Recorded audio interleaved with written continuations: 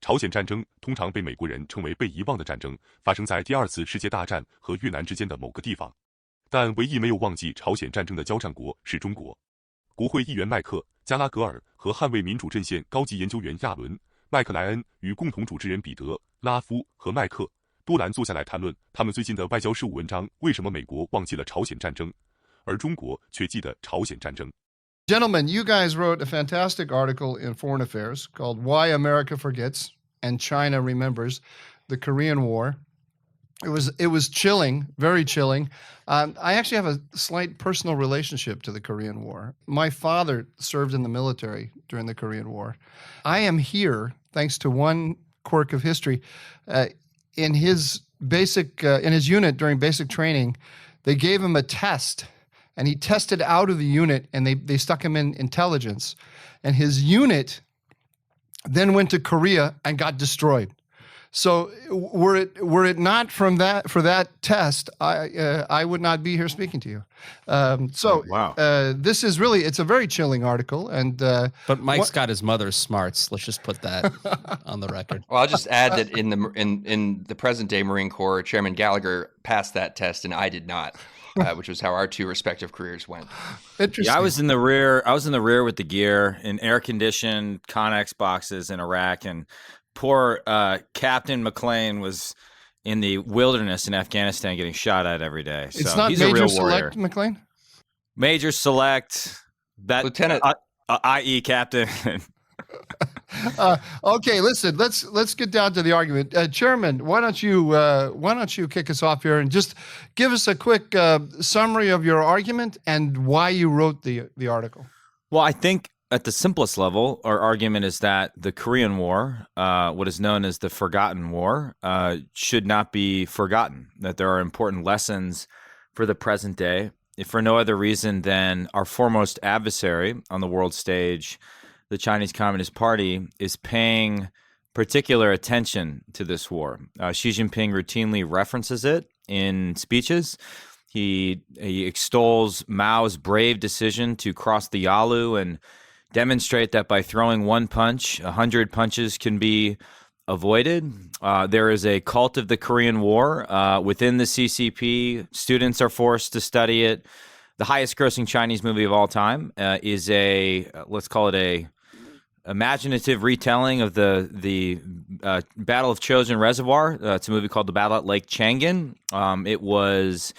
The release of it coincided with the 100th anniversary of the founding of the Chinese Communist Party. And so I think at the simplest level, if your foremost adversary is interested in something, you should study it. And as Aaron and I kind of dug into this course or prepared for this course, and this course was really built around studying one book, a book called This Kind of War by T.R. Fehrenbach, which is not really the most comprehensive history of the Korean War, nor the most authoritative, something that Fehrenbach himself admits, but I think it sort of is uniquely well-written, does a great job of zooming in and out from the tactical to the operation to the strategic level of the war. I think the more we sort of found parallels to the present day in terms of our lack of military preparedness, our tendency to mirror image or underestimate the willingness of authoritarian regimes to do things that we might consider stupid or ill-advised from a Western perspective, as well as just the way in which our decisions to place limits on the conduct of war can actually prolong the suffering and prolong the duration of war. So for those reasons and many others, we feel like this is a war worth remembering. I particularly like the emphasis on mirror imaging and how the Chinese think of us and how we think of them. This might not be true, might be apocryphal, but let's pretend for the purpose of the discussion it's true. I remember 20 years ago or so when I was a young lad, I had a professor who in a lecture was telling us at university how there was a piece run in The Onion or a similar satirical American, at the time it was still funny, The Onion outlet, about how the U.S. Capitol had moved to Indianapolis. And apparently one of the major Chinese dailies, could have even been the People's Daily, picked it up one-to-one and just reposted it on their news as if it was true. I think the Chinese have come a long ways. I mean, at the time, I remember thinking, wow, we have a nuclear-armed state. a deterrence regime with the Chinese, even if, of course, they've come a long way since then on military matters. But I think they've also come a long ways in understanding the U.S. Whereas in the reverse, I'm not sure we understand China all that well. North Korea has a higher proportion of immigrants than China. I read recently The Economist, according to the UN. And the 1,000 Talents program to attract academics from abroad, which has enrolled about 10,000 scientists and engineers from 2008 to 2018, all but 390 or 400 of them were Chinese-born returnees. So we don't have a lot of, I think, American know-how in China reporting back to us. But the Chinese have a lot of know-how in the U.S. Explaining the United States to them. And that strikes me as a major deficiency, which leads us to, in a way, mirror image, because all we know is ourselves rather than them. That's just a long statement. I don't know if you agree with that, but maybe I'd go to you. Maybe I'll call you Brother McLean now. Brother Aaron, what do you think of that? Do you think would you agree with me on that, or do you think that's overblown? No, I agree with you, of course. And I also think this inability to turn the map around and see things from the other direction kind of operates at numerous levels. It operates at the very broad level that you just described. It also operates at the level of understanding senior leader behavior. I mean, if you think about Xi Jinping and his life, what happened to his family, his rustication during the Cultural Revolution, rising to the top in the Chinese Communist Party, the People's Republic, in a series of very dangerous, very risky enterprises, and then consolidating power and setting himself up to be the most powerful Chinese leader since Mao. What kind of man? What is required of a man to achieve that, right? And how does he look at the world, and what sort of decisions does he make, having been trained in that kind of school, as opposed to, really any major politician in the United States? I'm not sure there's anyone at the top of our politics who you could even begin to draw a similar kind of comparison in their lives. President Biden had some early successes in Delaware Democratic Party politics and was in the United States Senate for many decades, and then had some political successes later in life as well. It's not the same experiences. It does not form you the same way. You do not learn the same things about human beings. You are not required to be as ruthless as Xi Jinping regularly was just to survive. And that leads to the same problem, just expressed differently. So I agree completely. I agree. I have to interject, though, and take offense, because me getting a C on my first paper from Mike Duran at Princeton was a formative experience and turned me into this ruthless politician you see before you. I feel like this is at least somewhat analogous in terms of hardship. The audience didn't see how you dissed my book coming into the interview here, and so I am responsible for they 80% of the sales of your book, Mike. I love your book. Okay, No, I agree with the argument. I'm just for the benefit of people here, Peter and Brother Aaron. They didn't understand when you were dissing my book that it all goes back to that grade I gave you at Princeton. That's true. Your first. He implanted a massive chip on my shoulder. On a serious point, to part of your question, Peter, I think the view we tend to get, who most frequently goes to China and comes back? It's the business community, right? And I think it's fair to say that the business community gets a certain perspective.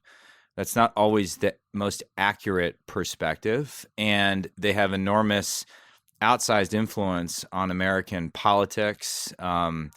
And oftentimes, at least my experience in chairing this committee and prior to that, is that some of the biggest divides we have on China, consequently, are not always between Democrats and Republicans, though there are meaningful differences, particularly on the issue of climate change and whether to cooperate with China on climate change or whether they're interested in cooperating. But they're really between kind of the national security-minded folks and the financial community, the Wall Street community. I think you saw that division in the Trump administration. I think you're seeing part of it now, but I do think it is responsible for some of our distorted image of the CCP, because those who do business there, unless they, your Bain & Company recently had your headquarters raided, or your Micron, and you had this regulatory activity, sort of tend to think, well, of course, Xi Jinping isn't going to invade Taiwan. That's crazy. You know how much money he might stand to lose? And so I think there's a way in which that's responsible for a lot of the mirror imaging we see in our analysis and our politics. Yeah, that goes exactly to what Aaron was saying about the kind of experiences that you go through to become an American leader. An American leader is a manager of many different processes, including electoral processes, economic processes, and so on. He or she couldn't imagine taking a step knowingly that was going to destroy immediately a percentage of the GNP. So they look at the business community, looks at the economic vulnerabilities of China, looks at the interdependency of their economy and ours, and it concludes that they are deterred. If they're not deterred, in your view, give us a sense of what's the window here that they're looking at. If Xi Jinping is sitting and actually contemplating a strike, how much time does he think he has? What's the optimum time to move with respect to the balance of military power and any other factors that he's got on his mind?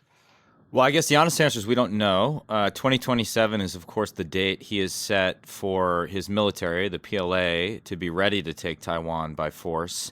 I think that happens to coincide with the 100th anniversary of the founding of the PLA. I mean, I think it would be dumb to launch an invasion just for the sort of sentimental reason of it coinciding with the 100th anniversary. My sense is as soon as he thinks it's achievable, he'll make a move. And it's why I think we've entered the window of maximum danger. I think things get particularly dangerous after the January 2024 election in Taiwan, where if the Democratic Progressive Party wins, I think Xi Jinping will conclude that he can't achieve this via political warfare, which is another argument in our piece that Major McLean can tease out. Sort of this, we tend to make distinction between the politics and the war in a way that the CCP does not.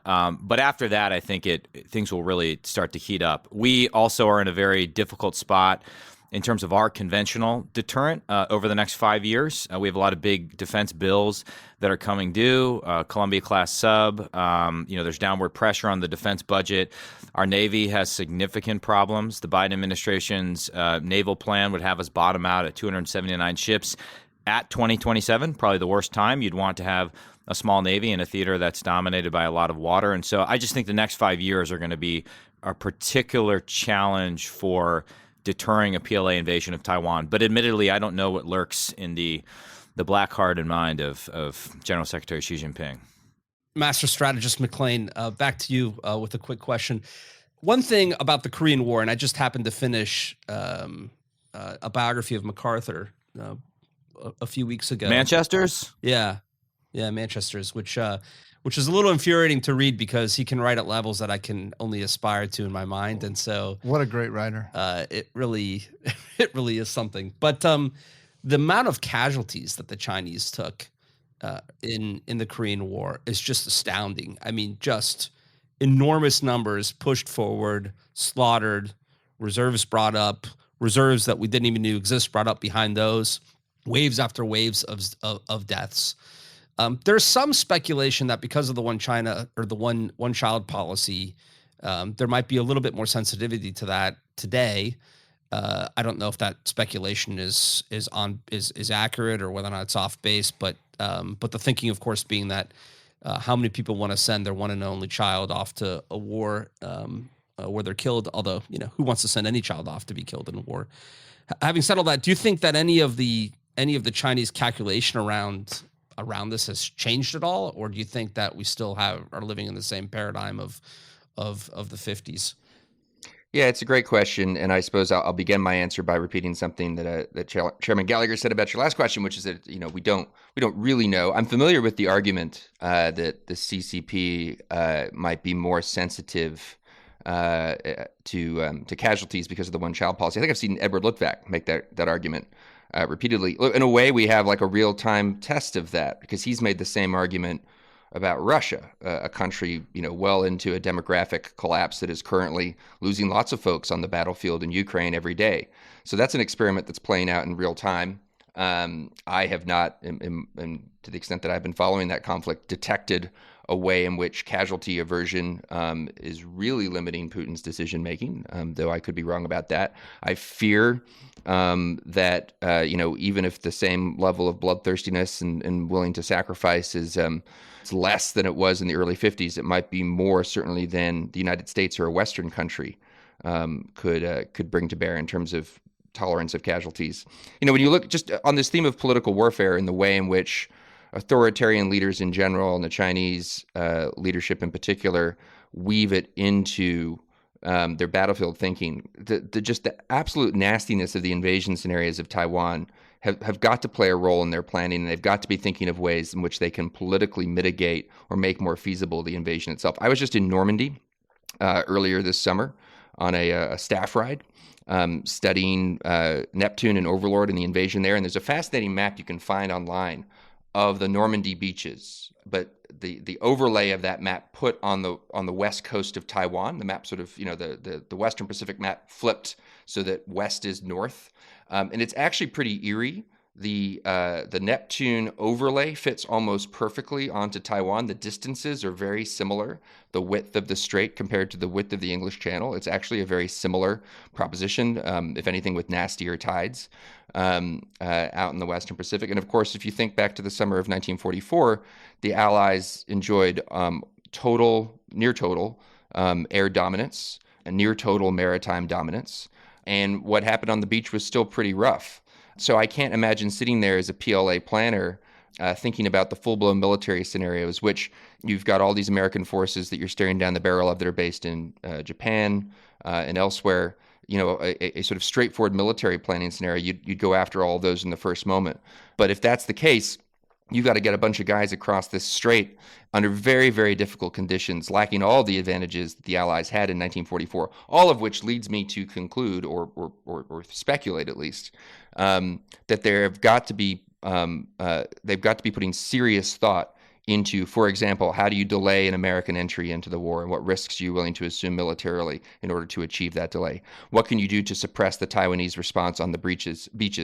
Again, through political means and means of subversion. What ways can you sort of think outside the purely military box to make what is otherwise a very unpalatable scenario, strategically speaking, more palatable? I'm quite confident that they're thinking in this way.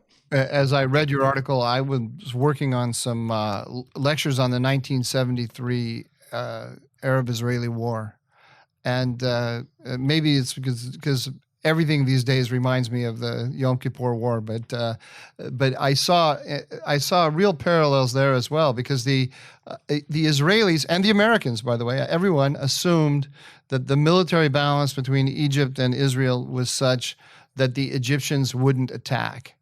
They couldn't cross the canal. The same sort of proposition. The cost of crossing the canal was just prohibitive because of his Israeli air superiority in particular. The calculation turned out to be entirely wrong. One of the reasons why the Israelis and the Americans couldn't imagine this happening was because they couldn't imagine something between harassment and total war meant to get a complete victory. So that this is to your point about the political military action and not understanding the connection. Sadat launched that war in order to shake up the diplomacy, to light a fire under the Americans that the status quo was not acceptable and that there would be costs for maintaining the status quo, and also to soften up the Israelis. In addition, he just wanted a political victory. So that he would have more room to maneuver politically at home in order to make a concession to the Israelis. So this was impossible for anyone to see, looking at it from a point of view of mirror imaging. And it made me realize with the something I hadn't thought about with the Chinese is that they may not be it may be the Korean War scenario. They may not be looking actually to take over all of Taiwan. They may not be looking to completely defeat the United States. They just need to give the United States a big enough bloody nose to show the entire world that they can do it, and thereby change everyone's perception of where history is going, and especially change the perception of the Taiwanese the Taiwanese government. Is that a possible scenario? Definitely a possible scenario. When I went to Taiwan a few months ago, I sort of left thinking that though I had been almost myopically focused on the conventional amphibious landing scenario, that the blockade scenario deserved a lot more attention. And we've had some pretty confident pronouncements by our PAC Fleet Commander and future Indo-Pacific Commander about our ability to deal with or break a blockade. I don't share that confidence. It's clear if you look at, I was just in Iowa, not doing anything in terms of the 2024 election, talking to Iowa farmers about Wow, we heard it right here. I am prepared today. That's being clipped and sent out as a teaser. That's right. Very exciting. Yeah. Very exciting. Hey, congratulations. Yeah, congrats. I'm behind your campaign 100%. Just what the 2024 field needs. A bookish, introverted, member of Congress who ranks 215th in seniority, who spends his time teaching classes about the Korean War.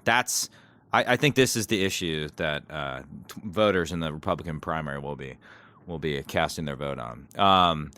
But it's clear that they recognize they have an enormous dependency on America, on foreign sources for food, and they're trying to wean themselves off that dependency in an effort to prepare for a prolonged standoff with the West. And I think they'll see it as a test of wills. Just quickly, your comment earlier about casualty aversion. I will note there are people like Oriana Mastro who've made the argument, I think pretty convincingly, that if you gave Xi Jinping the choice and you said you can have Taiwan, but it's going to cost you your entire navy, I'm paraphrasing, he would not hesitate to accept that bargain. So there may not be the same level of insensitivity to casualties that there were in 1950 within the CCP command structure, but I still think relative to us, there's far less sensitivity to casualties.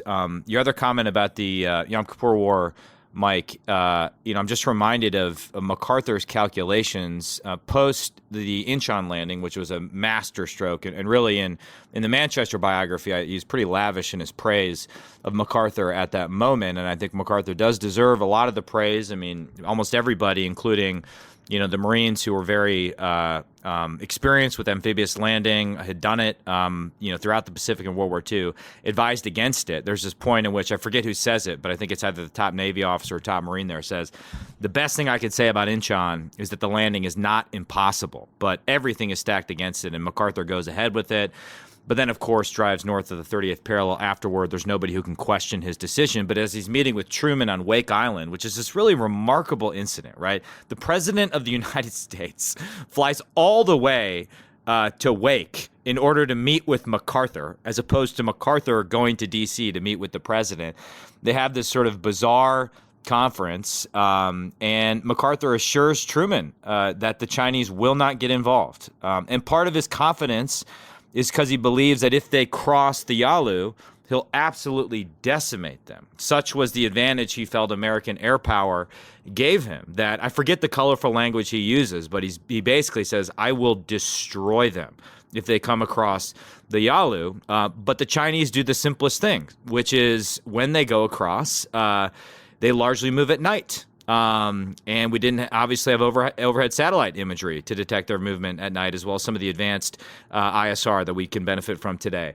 If during the day, they were very disciplined in terms of using cover and concealment and natural terrain to mask their movement. And so MacArthur's confidence that he'll be able to stop the invasion or destroy them is misplaced. The entire intelligence establishment is in its infancy at the time and basically entirely dependent on what's coming out of the Daiichi in Tokyo, which is basically MacArthur's assessment. This obviously leads to the profound miscalculation and underestimation of the Chinese willingness to send divisions and divisions across the Yalu and send them against American forces. Yeah, these miscalculations are fascinating. I was thinking of Aaron's comments about Normandy, how the German defenders were skeptical of landings on Normandy because there were no natural harbors there. And so they thought Cherbourg in the north with a natural harbor was more importantly fortified, or Calais in particular. And yet, and it took Hitler hours to free up reserve divisions, which he had placed, I think, just north of Paris to mobilize to go meet, because they thought it was a diversionary landing. These misreads, I think, are a perpetual feature of warfare. And connecting it back to your Korea article struck me was we could miscalculate over Korea, but our lead in industrial might and sheer strength allowed us to recover. I wondered today, and I guess I'll put this to you, Chairman Gallagher. I wondered today whether or not we have that industrial lead, whether or not we have that surfeit of power, relative power over the Chinese that allows for us to make miscalculations. And I don't really wonder. I suppose I'm leading the witness, but go ahead. Aaron, Lord Viceroy McLean and I were teaching this course, and then we released the article on the 70th anniversary of the Armistice Agreement. And immediately, I think within 12 or 24 hours, the CCP English language propaganda paper put out an op-ed attacking us for the article and talking about how we learned the wrong lessons from the Korean War. The lesson is don't F with China. And the only thing that's different, or the biggest thing that's different between 1950 and the present day, is that China is far more powerful than it was relative to the U.S. And I have to say, if you sort of strip away a lot of the propaganda and the fact that they describe me as someone whose arrogance and madness are comparable to Douglas MacArthur, which was a crowning achievement of my career, I feel like. That is true, right? Like that is actually a true statement. Like the balance of power is far less favorable to us in the Indo-Pacific today. More to the point, that old model of freedom's forge, which is the story we tell ourselves about, okay, if we get punched in the face initially, we'll be able to, build up our power. Ford's going to start churning out bombers and this and that. We'll have time to mobilize the industrial might of America. Well, one, I don't think our industrial base, let alone our defense industrial base, is ready for that. And then two, if the CCP pursues a fait accompli strategy on Taiwan, where they move rapidly to seize control of the island, it's almost, we don't have months, we don't have weeks to surge forces, surge men and materiel west of the international date line. And so I think we're in a precarious position. Master McLean. I just also add to it and go to you, Aaron. The other thing which you referenced in the article is the escalation dominance, which Eisenhower enjoyed in his messaging via the Indians to the Chinese. We don't necessarily have that today, as I understand it. I mean, the situation in a way is even more concerning because, yes, we were able by the spring, summer of 1951 to regain our footing, to recover from two really grievous surprises and upsets. First, the invasion itself in the previous summer, and then the Chinese intervention, both of which we failed to anticipate and to which we really struggled to respond. I mean, American infantry divisions getting destroyed on the field of battle in 1950-51, which is difficult to contemplate today. But even with, as you correctly point out, our recovering our footing, we achieve air dominance, we have a blockade, we put forces on the peninsula that start to push back up north again. It doesn't get us home. It doesn't get us to, a settlement that the United States is comfortable with because of Chinese dominance, or I should say communist dominance, because it's both North Korean and Chinese, at the negotiating table, where they just ran circles around us, session after session. I think it's 159 sessions of talks. And to study that element of the war, actually, I think the best comparison to anything roughly contemporary is U.S.-Iran relations. It reminds me of the excellent work, Mike Durand, you've done on U.S.-Iran relations, and in particular the Obama and Biden administration's dealings with Iran. I mean, they run circles around us at the negotiating table. It takes 2 years for us to figure out a formula to deal with their relentless bad faith and their very clever integration, again, of what they're saying at the negotiating table and what's actually happening on the battlefield.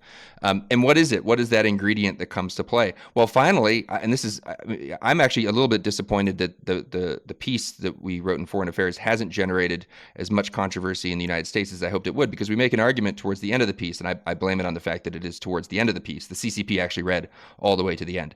That the kinds of things that Douglas MacArthur is threatening, or I should say wants to do, in the winter of 50-51, setting aside for a moment their feasibility and wisdom, just putting aside our assessment up, down of whether or not it was the right thing to do in the winter of 50-51. Well, these are the kinds of things that Dwight Eisenhower starts talking about in his NSC engagements on Korea when he comes into office.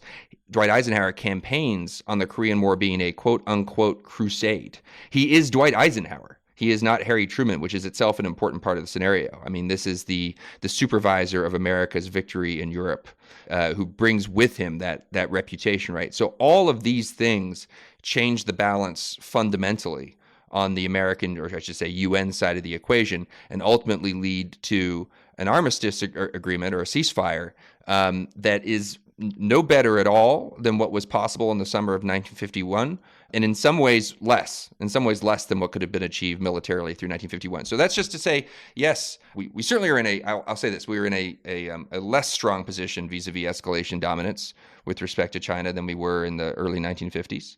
How much less is, I think, something that we could get into a pretty technical debate about.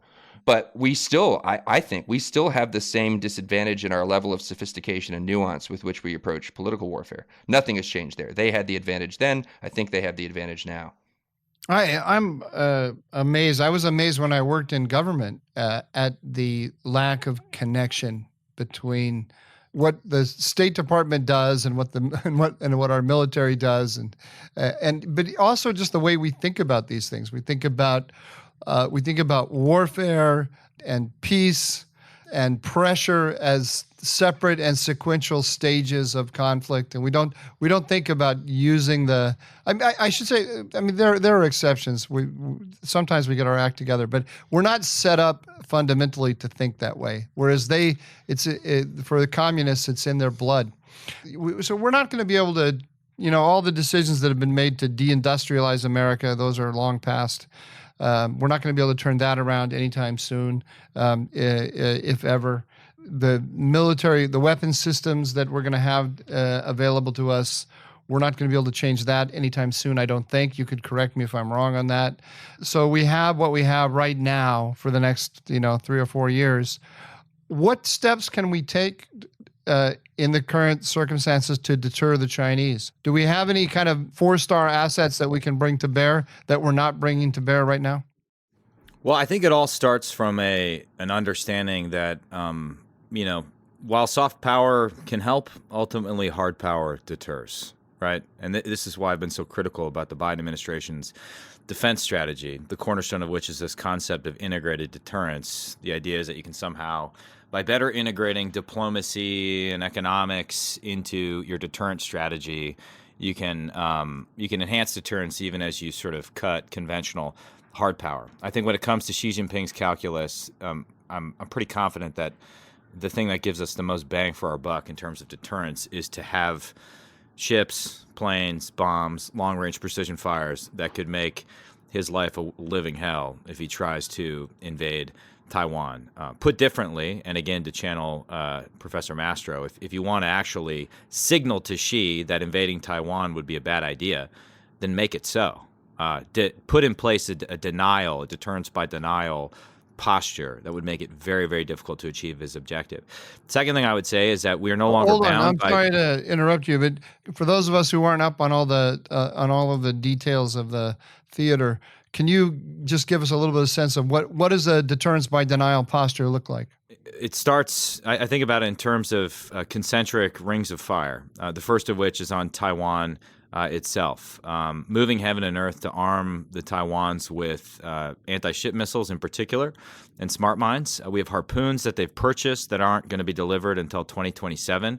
We can fix that if we had the willpower. We are putting about 200 of our own outdated harpoons into deep storage. You can MacGyver those and deliver those to the Taiwans. Turning Taiwan into a porcupine is doable.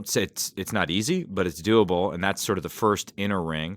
The second is if you expand to sort of the northern Philippine Islands and southern Japanese islands, particularly taking advantage of small teams of Marines with naval strike missiles, that are mounted on autonomous joint light tactical vehicles. Things can get pretty interesting.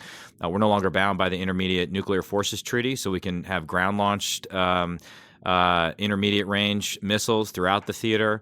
And then you expand to some of our own territories and other areas where you could get pretty creative with, for example, putting INF non-compliant systems in northern Australia. It provided they had sovereign control with the Aussies. These are all things that I think are doable. It takes a long time to build a massive aircraft carrier or a submarine, but these are weapon systems that are not new, particularly if you put advanced energetics inside of these missile systems. You can get more range and more lethality. And I'm sorry to go on here, but the final thing I would say is that probably the easiest thing we could integrate, and to bring it back to Iowa, into our deterrent posture is stronger presidential leadership. And I just say that because your comments about Eisenhower, both McLean's comments and Duran's, think about what Eisenhower had to do just dealing with Taiwan throughout his administration. 2 of the 3 Taiwan Strait crises happened on Eisenhower's watch. And during the first Taiwan Strait crisis, Eisenhower secures an advanced authorization for the use of military force from Congress. And he publicly states and hints that America might use tactical nuclear weapons in a war with communist China. Something Truman gets excoriated for in an undisciplined press conference. During the second Taiwan Strait crisis, the Eisenhower administration reinforces the 7th Fleet with 2 aircraft carriers.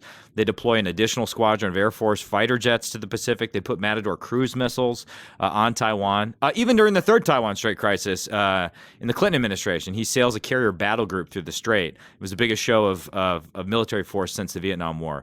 My only point is that a lot of this does depend, and I hate to admit this as a member of the legislative branch, on the president's credibility and the president's willingness to threaten war. It's sort of the paradox of deterrence, that to avoid war, you have to convince the other guy that you're willing to go to war. And if I may add to that, I mean, one of the tragedy of the Korean War is the Korean War was unnecessary. The Korean War begins because Stalin, Kim, to an extent Mao, they're just unclear on whether or not the United States will actually fight to defend South Korea. They're not really sure, and they lean in the direction that we won't, and so they gamble. And indeed, if you had taken a poll of senior Truman administration officials prior to the invasion of South Korea in the summer of '50, I think they would have been unclear as well. Their policy was one of a kind of explicit lack of clarity. It was a policy of strategic ambiguity, absent the name. Then the invasion happens. The newspapers start screaming about another communist advance in East Asia, having, lost China the year prior. And lo and behold, the American people want to intervene. And Truman swiftly, in my view, correctly intervenes. So those are 2 very important lessons right there. 1, a total failure of deterrence. They were really a failure of an attempt to deter in that case. And 2, an expectation that we'll be able to sit there, we the United States can sit there following an invasion scenario and in sort of calm, rational, analytic terms decide whether or not it's in our strategic interest to intervene, when in fact the passions of the moment quickly overwhelm public opinion and essentially demand intervention. Well, let's stay there then maybe with the Chinese calculations. One thing that worries me is when you go back through recent Chinese leaders, Hu Jintao, Jiang Zemin, even back to Deng, they seem to be almost, although obviously there's a huge shift under Deng in the Chinese economy, interchangeable Maoist suits that would regularly make their way to Washington, meet with the president. But given the authoritarian nature of the Chinese regime now, I mean, the true kind of hierarchical, vested in one man style leadership, it seems like a lot more of Chinese decision making is going to be tied to Xi's biological clock in a way that perhaps it wasn't in the past. I worked for President George W. Bush with him on his memoir, Decision Points, and he tells this wonderful anecdote, which I think made it into the book, but if not, I'm sure he's spoken about this openly, where he had Zhang at his ranch in Crawford early in his presidency, and he liked to ask what keeps you up at night or what are your top priorities of these foreign leaders he would greet. And Zhang responded with, I need to create, and I don't remember what the number is, but it's an astronomical number of jobs every year, which signaled to President Bush that the Chinese were inward focused, or so he thought. I'm not sure that's the case anymore. And when you're talking earlier, Chairman Gallagher, about Xi being willing to trade his Navy for Taiwan, I mean, it reminds you a little bit, since I work on Europe, of the Scandinavian official who I think it was a Scandinavian said, we'd rather be rich in a small power, but the Russians would rather be poor in a great power, which kind of takes me to this wonderful quote you have of the CCP's top theoretical journal on how the Chinese army, quote, defeated the world's #1 enemy armed to the teeth on the Korean battlefield, end quote. No one in the U.S. or not enough people read these Chinese journals. And, if you go back and look at the translations over the decades, they're chock full of headlines like how to defeat the Americans, how we're going to destroy the United States, et cetera, et cetera. I guess all of those stray comments there are supposed to ask the question, is that representative, that kind of martial quality that one can see in PLA journals of civilian leadership? How do they view the balance of power? Where are we at this moment?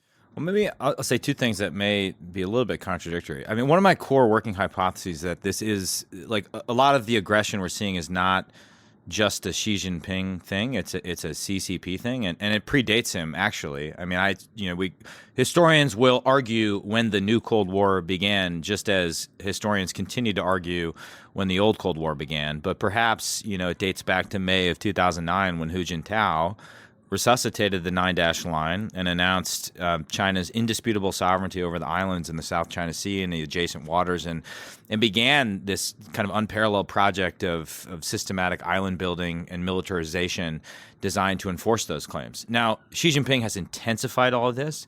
Xi Jinping has obviously assumed control to a level that we haven't seen since Mao. He's launched this anti-corruption campaign. He's made the military more beholden to him. Also, I think it's useful for us to stop thinking about the PLA as sort of like the People's Liberation Army. It is the military wing of the Chinese Communist Party, and increasingly there is only one person that matters in this system. That's not to say there aren't countervailing forces, and look at, and this is where I'm sort of going in a different direction. I mean, Xi Jinping was just forced to do a complete 180 on a zero COVID policy, in part, I think, because of protests that we hadn't seen in terms of their scale since Tiananmen. But again, it gets to this question, and no one knows the answer, right? If you sort of predict that Xi is going to face not only his own biological clock, what is he now, 69, 70 years old? We got a lot of really old, powerful people on the world stage right now. It's a real problem for the geopolitical environment. That's why we need young presidential candidates. We need you. Why, again, to bring it all back to Iowa, no boomers, okay? No boomers, no losers. That's the criteria. I can see that on your button. That's right. Gallagher. No boomers, no losers. I have a bunch of I like Mike buttons, so this is real. This is a turnkey operation in terms of the swag here.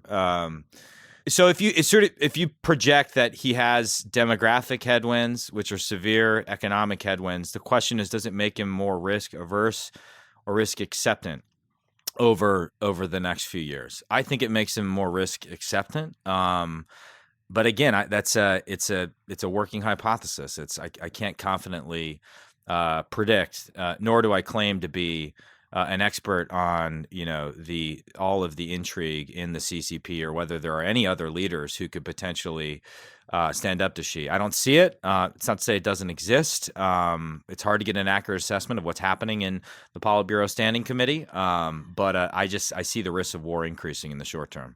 I have so many questions I want to ask you, but let me just end with an easy one here, or a kind of open-ended one. What do you imagine the lessons are that Xi Jinping has taken from the Ukraine war? The class isn't over, is it? We don't know. We don't know what the professor of war, if you'll forgive the image, is going to teach in Ukraine yet. I expect that Xi Jinping still has unformed views, if only because it's impossible to have a fully formed view of how well this has worked out yet without knowing the end. There are some obvious ones in the early stages, right? In the first few weeks of the war, about going off half-cocked, about not understanding what your military capabilities and limitations really are. It seems to me that Putin, a career intelligence guy, had achieved some success with these sort of hybrid gray zone, sort of very 21st century feeling operations, in Ukraine in 2014 and elsewhere, and felt that he was going to accomplish something that was quite similar, but on a much larger scale, and that the frailty of Ukrainian politics and the sophistication of his own forces would be able to pull that off. In retrospect, it was obvious madness, but not a lot of people were saying it was obvious madness at the time, to include among Western analysts. So clearly, if not clearly, then I think we can expect that Xi and Chinese authorities are studying carefully that failure. But whether the overall enterprise was ultimately a failure, it's to be determined. I think it's important that it become a failure for the Russians and that we teach Xi that lesson. It's my personal view. I think the conventional view is that because the Russians have bungled the initial invasion and encountered so much unexpected friction, that this is somehow making Xi Jinping cautious with respect to Taiwan. And that could be true. I mean, I can see the logic of that argument. But let me just take the other side of the argument for the fun of it. One, yep, he is going to school, to use Professor McLean's image on what the Russians are doing, and I think he's learning a few things. One, an American-led sanctions regime has profound holes in it and can be beaten. And think about how difficult it was for certain Western businesses to go along with sanctions on Russia, and think about how little we've actually done when it comes to energy. It would be so much more difficult to convince the business community and corporate America, let alone the Europeans, to go along with aggressive sanctions on China. And so I think there are ways in which he's studying this to figure out how he can sanctions-proof his regime and really drive a wedge through the Western alliance if he finds himself in a conflict with America over Ukraine. The second, and another thing that comes from the Korean War, is that logistics really do matter. In the early phases of the war, particularly with incidents like Task Force Smith, the Americans aren't able to stop, for example, North Korean tanks that are slowly going down in single file on roads, because even though they have the entire magazine inventory of anti-tank munitions that existed in FECOM, that amounts to what, McLean? Six total rounds? Yeah, correct. And Six. They're unable to stop the North Korean advance. They're sort of enduring truths about logistics that perhaps the Russians forgot initially, and Xi Jinping is going to ensure that his generals understand. Perhaps this is I'm just, again, taking the other side of the argument for the fun of it. Esprit de corps, I think, does matter. That's certainly one of the lessons of the Korean War. It's why Fehrenbach grades the Marines much better than certain Army units, at least in the initial parts of the war, because the Marines still had unit discipline and esprit de corps in a way that certain Army units had forgotten. And I think that's part of why you're seeing this aggressive propaganda campaign on behalf of the Chinese Communist Party to prepare not only his military but the broader population for sacrificing, and the sacrifice that would be necessary to take Taiwan. They just released an 8-episode documentary talking about how capable the PLA is and how they're willing to die for Taiwan. What I don't know is how widely shared that sentiment is within the Chinese military and within the Chinese population. And then I think the big question looming over all of this is not just what Xi Jinping plans to do and when he'll do it, but can they fight? Here again, another lesson of the Korean War, perhaps any war, is that you don't really know how you're going to fight until you actually have to fight. The last time they fought really was in Vietnam. It didn't work out well for the Chinese, and this is an untested military that looks very scary on paper, but when it comes to all the sort of basic things that are necessary to be successful on the battlefield, from fire team working together to a division moving effectively, we just don't know how the PLA are going to operate. You guys mentioned, you both made reference to this propaganda film. Is there someplace that we can all watch it? Should we watch it? You should. And can we? Where can we get it? You can find it on YouTube, though it is actually hard to find it with English subtitles. I can send you that. I don't know how easy it is for. Maybe you can post the link to it for listeners. I'll send you where we found it. I would advise, if you have reason to believe that the Chinese Communist Party is interested in what you say and do, you might invest in a burner laptop. I can't vouch for the security of this file, but it's you should watch it. It's alarming. It's relevant to your earlier question, and Chairman Gallagher just made this point about casualty aversion. I mean, this movie is a form of political preparation for war, very clearly, and part of a broader campaign. And it is eerie to watch. I mean, the Korean War begins when MacArthur invades Korea at Incheon. Like that's how the movie portrays the, and when we're bombing north of the Yalu, the American imperialists started. Yes, those are the incidents that began the war. It is a very high production value, sort of slick looking kind of. I mean, it's almost cartoonish in the way it's like the Marvel comic universe kind of level of special effects, and very gritty in its depiction of battlefield violence, and sort of drives hard at the quote unquote realism aspect of battlefield violence, while being completely unrealistic and unbelievable in its depiction of of the human dimension of Chinese forces, where, all the commissars are great guys and every officer is brave and noble. You guys can imagine how it goes. But it's wild and weird and unsettling to watch it in a movie made in 2021. And it's very clear what the movie is trying to do. And if you want more, you can go to the second highest grossing Chinese film of all time, which is, of course, Wolf Warrior 2, released in 2017. It's why we get this phrase Wolf Warrior diplomacy. It stars a PLA special ops soldier named Lang Feng, and the actor is the same actor who plays a main role in the battle at Lake Changan. And the message of the movie, which the main character says, is that the Americans are good for nothing. Posters promoting the movie had the tagline, "Anyone who offends China, no matter how remote, must be exterminated." And the bad guy is, of course, an American mercenary named Big Daddy. And in the original Wolf Warrior, I think the bad guy is another American mercenary with an inexplicable British accent, a former U.S. Navy SEAL named Tomcat. So those are fun action movies you can watch. I think both are available on YouTube. If you're bored, Mike. All right. They're on TikTok too, I believe. That's right.